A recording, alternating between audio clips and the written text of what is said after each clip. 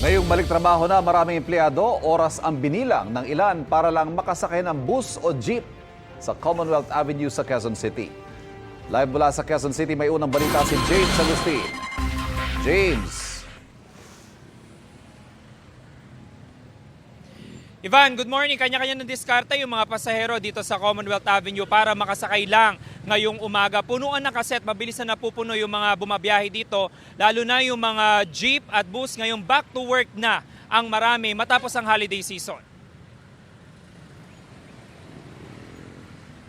Mag-alas 5 pala ng umaga, punuan na ng mga pasahero ang ilang bus at modern jeep sa Commonwealth Avenue sa area ng Philcoa. Ang ibang pasahero nakatayo na para lang makasakay.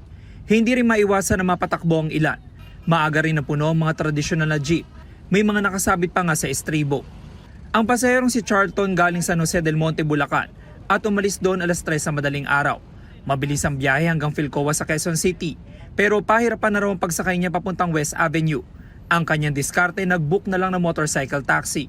Sa mga jeep po, tsaka bus. Madami din po eh. Tsaka maraming mga pasahero na po. Sir, kamusta naman bakasyon? Okay naman po. Nasulit naman. Sulit naman. Nakakasama yung family. Si Gabriel mahigit kalahating oras na naghihintay ng masasakyan. Galing din siyang Bulacan at papasok sa trabaho sa Parañaque. Ang tagal, sobra. Sobrang tagal. Lalo na, rush hour na. Malilate yata ako nito eh. Kahit siksikan, makikisiksik na lang. Ganun na lang. Time check mga kapuso, ngayon po ay 5:20 AM. Marami-rami yung mga pasahero dito sa area ng Philcoa. Iba po nandito na sa gitna ng kalsada. Supposedly po, doon yung tamang sakayan ng mga pasahero. Pero napipilitan po sila na pumunta na dito sa gitna ng kalsada dahil nga po pahirapan yung pagsakay ngayong umaga. Ang ilang pasahero gaya ni Susan, late na sa kanyang trabaho. Mahigit isang oras na siya nagbabaka sakali na makasakay. Mahirap talaga kasi back to work na, everybody's back to work, back to normal. So, ang hirap. Kamusta bakasyon? Ay, sama, with the family. Mayroon ding inagahan ng biyahe. Ang estudyanteng si Siljan, maswerteng agad nakasakay. Pag mga 6 na super traffic na po and pahirapan sumakay sa jeep. Hindi lang naiipon ng mga pasahero, maaga ring bumagal ang daloy ng mga sasakyan sa westbound lane ng Commonwealth Avenue.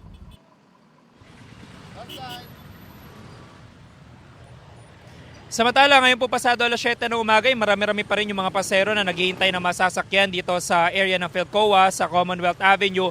Pero dahil may mga tao na po ng MMDA na nagbabantay dyan, ay nandun na sila sa tamang sakayan. At silipin naman po natin yung lagay ng trapiko dito sa kaba ng Commonwealth Avenue. Westbound lane po ito, nakikita nyo, mga sasakyan na patungo sa Elliptical Road. Kanina pa po mabagal yung usad niyan. Simula pa alas 5 ng umaga. Doon man po sa eastbound lane na patungo sa area ng Fairview ay maluwag yung traffic situation ngayong umaga. Yan muna unang balita mula po dito sa Quezon City. Ako po si James Agustin para sa GMA Integrated News. Igan, mauna ka sa mga balita, mag-subscribe na sa GMA Integrated News sa YouTube para sa iba't ibang ulat sa ating bansa.